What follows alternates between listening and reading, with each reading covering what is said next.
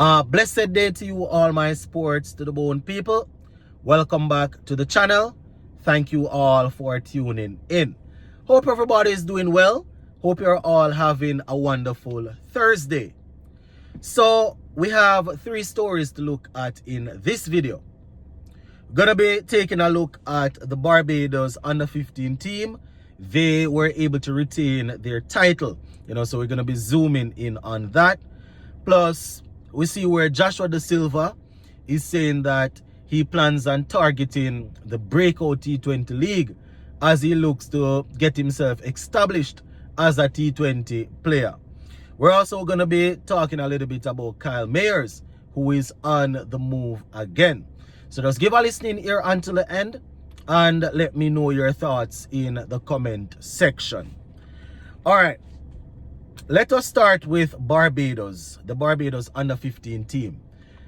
I didn't get a chance to do a report, when was it, yesterday or the day before? I didn't get a chance to do a report, but they were pretty dominant throughout the tournament. Very, very dominant, and they retained their title.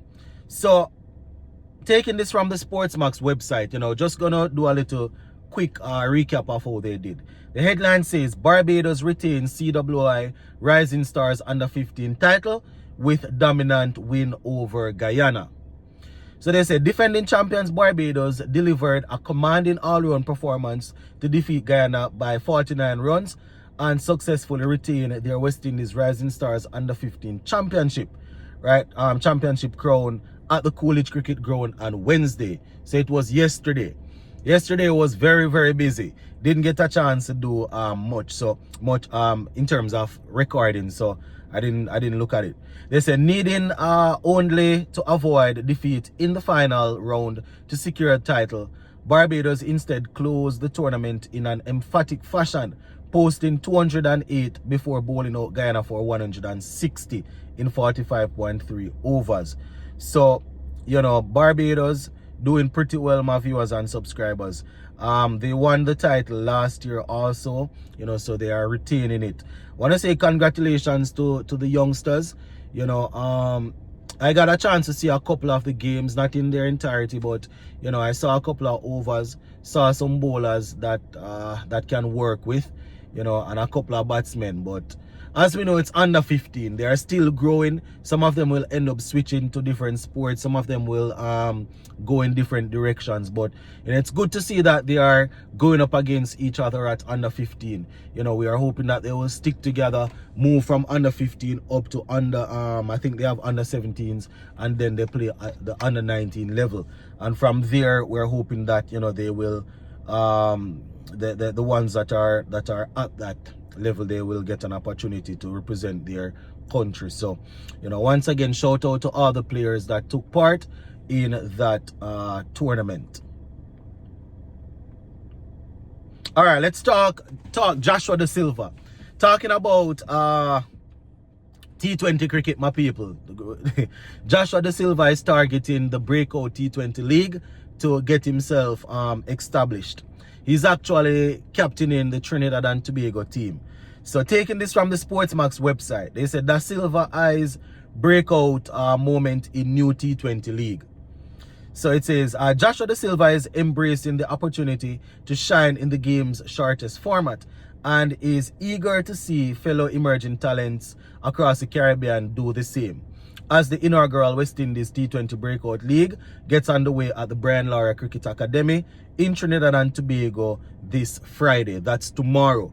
I'm recording this today, Thursday, so that's tomorrow, right? So they said the 26-year-old West Indies wicketkeeper batsman who will captain the Trinidad and Tobago Legions believes the new tournament offers a much-needed platform for players like himself who are hungry to make their mark in T20 cricket. And as we know, a lot of established test players and ODI players, they have managed to make that successful transition over into the T20 format. But not a lot, based on how our cricket is, not a lot of the test players can get an opportunity to play T20. So this is Joshua De Silva now. I have played 22 T20 games and just haven't gotten as much opportunity. The tournament should provide more opportunity for me and a lot of other players as well. I think it's great. I think it's a great initiative and hopefully the start of something that can happen every year. Right? That's Silva.